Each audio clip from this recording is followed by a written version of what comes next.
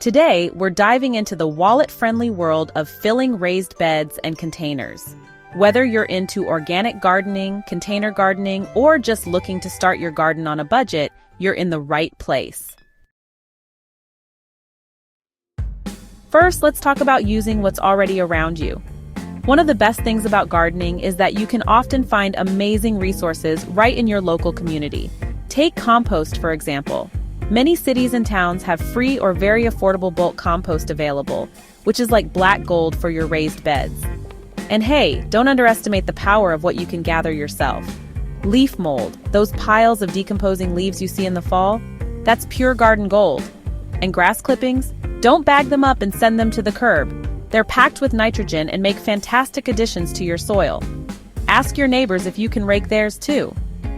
Remember, folks, one person's trash is another gardener's treasure.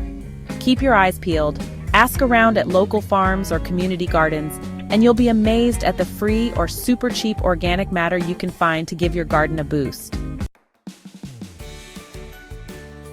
Now let's talk layering, because building up your soil is like building the ultimate veggie lasagna. This technique, often called lasagna gardening, is not only budget-friendly, but also amazing for your soil health.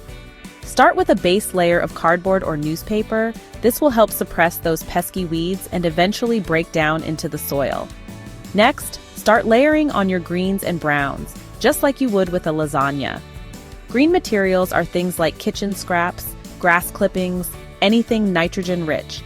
Browns are your carbon-rich materials like dried leaves, straw, or shredded paper. Layer them up, water well, and watch your soil come alive.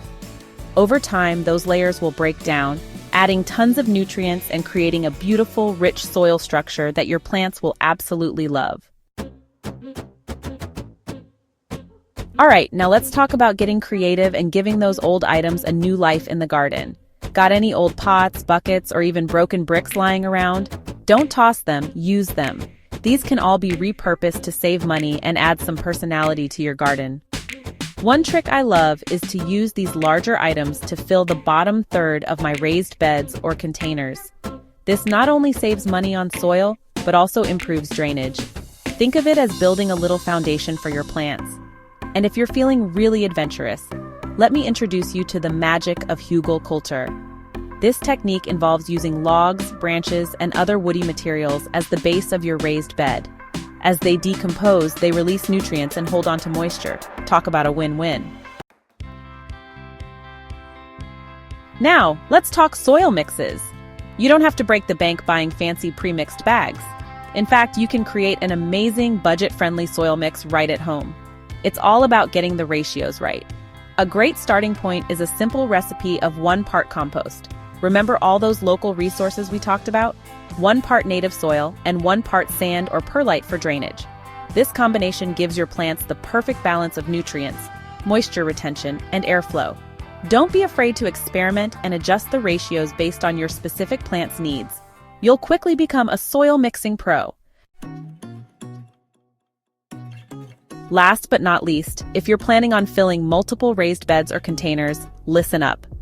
Buying in bulk can save you a ton of money in the long run. Check out local suppliers in your area, places that sell soil, compost, or mulch by the yard, or even by the truckload. You'll be surprised at how much more affordable it is compared to buying those individual bags. And hey, if you want to maximize your savings, why not team up with some gardening buddies or your local community garden? Splitting a bulk order is a fantastic way to get the best deals and share the gardening love. So there you have it, folks. Gardening doesn't have to be expensive.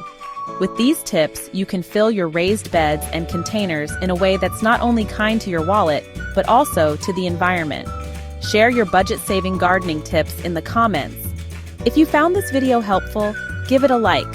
Subscribe for more gardening on a budget, and hit that bell icon for notifications. Happy gardening!